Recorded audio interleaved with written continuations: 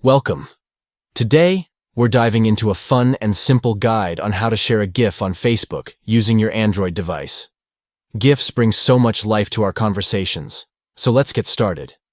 First, open the Facebook app on your Android device. Make sure you're logged into your account and ready to spread some GIF goodness. Once you're in the app, scroll through your feed or search for the GIF you want to share.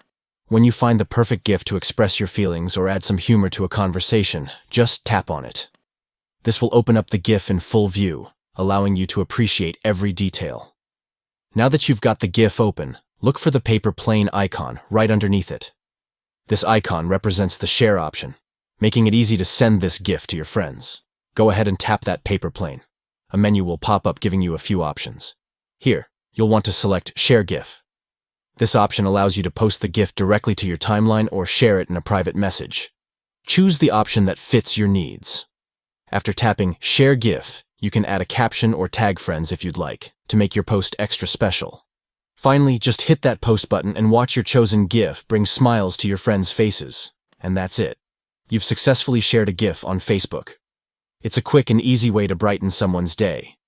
Thanks for tuning in and happy GIF sharing.